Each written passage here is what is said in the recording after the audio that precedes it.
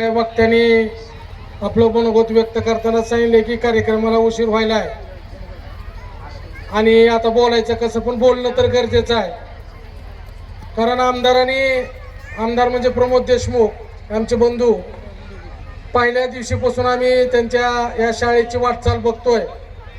मधला काळ त्यांनी सांगितला की कोरोनाच्या वेळेस परिस्थिती सगळ्यावरच म्हणजे अख्ख्या जगावर संकट होतं, त्याच्यात माणसानं माणसासाठी जगलं पाहिजे हा संदेश बी कोरोनानं दिलाय. कारण प्रत्येकाला बऱ्याच जणाला थोडा श्रीमंतीचा गर्व कुणाला येतो, कधी कधी शिक्षणाची सुद्धा गची बाधा होती की मी शिकलोय, मी काहीतरी समाजापेक्षा वेगळा आहे, मी डॉक्टर झालोय, मी PSI झालोय, मी वकील झालोय आणि मी एक समाजापेक्षा वेगळा आहे. खुर्चीवर बसताना खुर्ची फुकून बसायची, चहाचा कप आल्यानंतर तो अद्दर दांडा धरायचा, असाच जे काही थोडं जरा एक माणसाला तू माणूस आहे ही सांगण्याची वेळ परमेश्वरानं आणली म्हणजे ते म्हणजे कोरोना.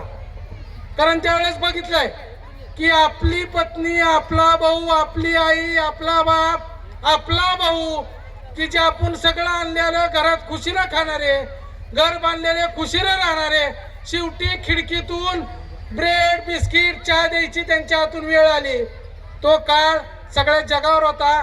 त्या काळात सुद्धा तुम्ही शाळा टिकवून ठेवली आणि आज पुन्हा एकदा 100 संख्या झालेली 250-300 संख्येच्या आसपास तुम्ही ही सगळं तुमची सर्व टीम विजय सर सहित, कारण विजय सर तर मी पहिल्या दिवशीपासून बघतोय.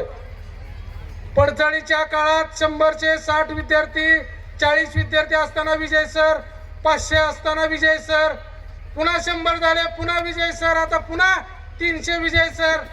तर या काळात सुद्धा तुम्ही सगळ्या शिक्षक बांधवांनी माझ्या बंधूला सहकार्य केलं, त्याबद्दल एक देशमुख परिवाराच्या सदस्य म्हणून मी तुमचे लाख लाख आभार मानतो.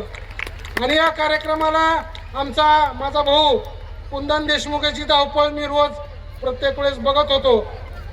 आज तो आपल्यात नाही, ही सुद्धा एक दुःखाची घटना आहे.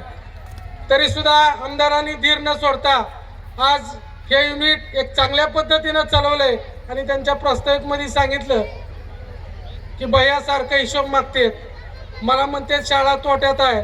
आता शाळा तोट्यात आहे तिथं 4 कोटीचा पेट्रोल पंप काल सर विजय सर घेतलाय, इकडं 5-4 कोटीचं खडी मशीन चालू आहे, गाड्या 2-3 आल्या. तर मी शाळेचा हिशोब माहिला की मला वाकुरे सर काय असं तोट्यात आहेत म्हणते.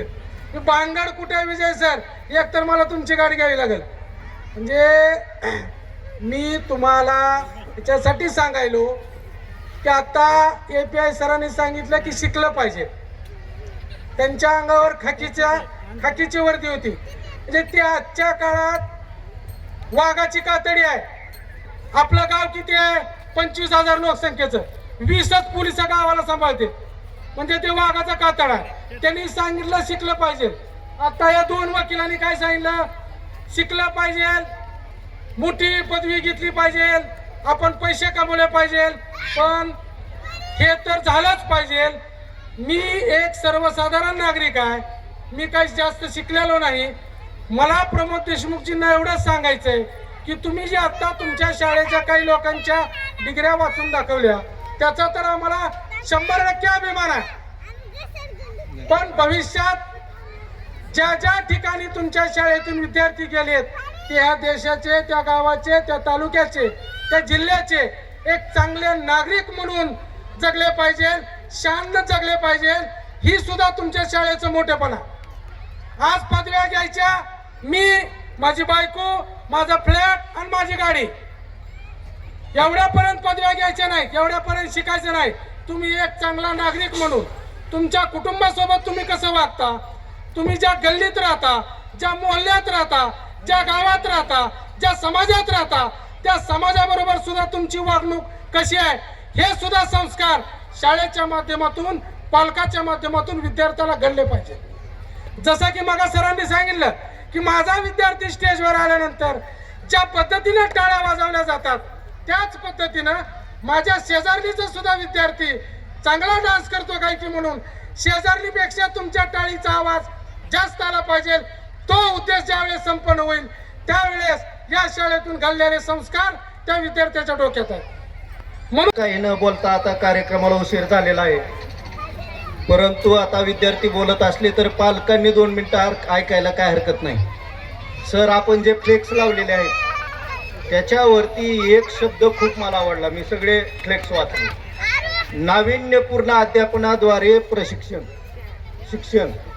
नाविन्यपूर्ण अध्यापनाद्वारे शिक्षण तुमच्या मुलाला का गरजेचं आहे आणि ते शाळेनं जो ध्यास घेतला त्याचं कारण असं आहे साहेब की प्रत्येक क्षेत्रात, म्हणजे तुम्ही वकील असू द्या, डॉक्टर असू द्या, इंजिनियर असू द्या, दर महिन्याला काहीतरी नवीन येले साहेब. म्हणजे असं नाही की तुम्ही 4 वर्षापूर्वी काहीतरी शिकला होतात आणि त्याचा उपयोग त्याच बेसवर पुढं तुमचा मुलगा जगेल, नोकरी करेल अशी परिस्थिती राहिलेली नाही. आता तुमच्या व्हॉट्सॲपला सुद्धा AI मेटा म्हणून आलेला आहे. शिक्षणासाठी तुम्ही त्या AI मेटावरती गेलात आणि कुठलीही क्युरी टाकली जगातली तर त्याचं उत्तर 1 मिनिटात येतं. म्हणजे हे जे नाविन्यपूर्ण अध्यापनाची प्रशिक्षण देण्याची जी प्रणाली, त्याचा ध्यास जो तुम्ही घेतलाय तो अतिशय उत्कृष्ट आहे आणि तुमच्या येणाऱ्या पिढीला तो फायद्याचा ठरणार आहे. आणि दुसरी एक आवडलेली गोष्ट की तुमचा जो स्वप्नातला या शाळेचा स्ट्रक्चरचा प्लॅन आहे, तो प्लॅन आणि तुमचं नाविन्यपूर्ण शिक्षणाची प्रणाली, या दोन्ही गोष्टीला मी खूप खूप शुभेच्छा देतो.